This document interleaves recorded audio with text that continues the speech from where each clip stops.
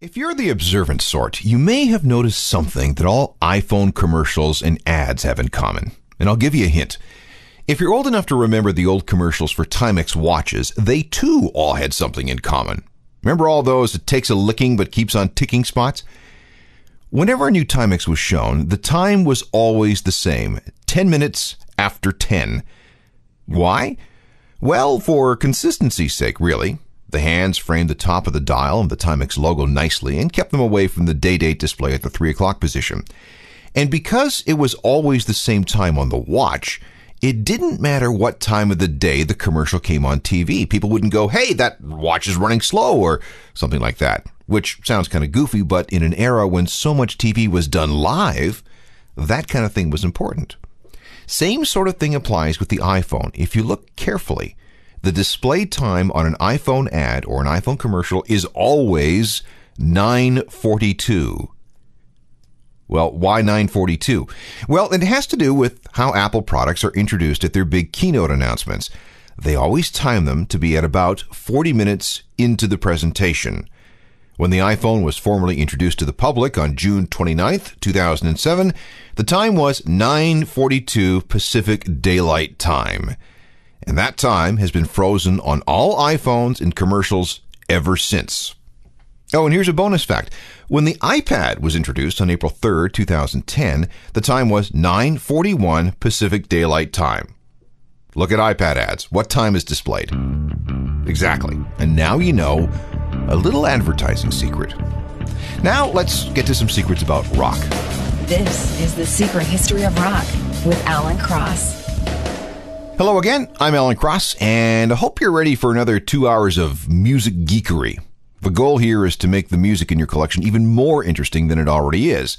This time we're going to look at a couple of musicians who have made the jump from making albums to writing scores for movies. I have a look back at 1997, and then something rather serious. Stories of musicians who have had to, or still are, dealing with health issues that impact their music. First, though, I want to show you some stuff about the CDs that you have on the shelf that you probably don't know about. I mean, you know about the CDs, but it's the stuff within the CDs. And I know we've done this before, but because it's so much fun, I want to do it again. If you're into video games or computer software, you're probably familiar with the term Easter egg. This is a hidden, non-documented feature or thing stuck in there by the programmers, usually just for fun. The Easter egg may be functional and useful, or it might be there for a goof. And it's just fun to find.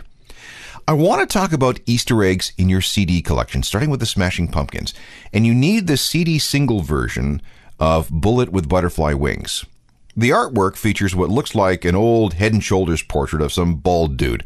However, the painting is ripped at about the level of his mouth, and peeking out from the rip is a painting of a young girl. Get a magnifying glass. Look at the lapel on the man's jacket to your right of the man's face, specifically where the lapel merges with the tear in the painting. You'll see a series of blue dots, and those blue dots read Burdock Blood Bitters. Well, what does that mean? Well, Burdock Blood Bitters was a 19th century over-the-counter medicine that seems to have its origins with a Mr. Milburn who worked at a shop in Acton, Ontario, run by a Dr. McGarvin in about 1867. In 1873, this Mr. Milburn moved to a shop on Jarvis Street in Toronto, where he began manufacturing and selling Burdock Blood Bitters full-time. It was advertised as a cure for any case of constipation, and with an alcohol content of 20%, it packed a pretty good kick.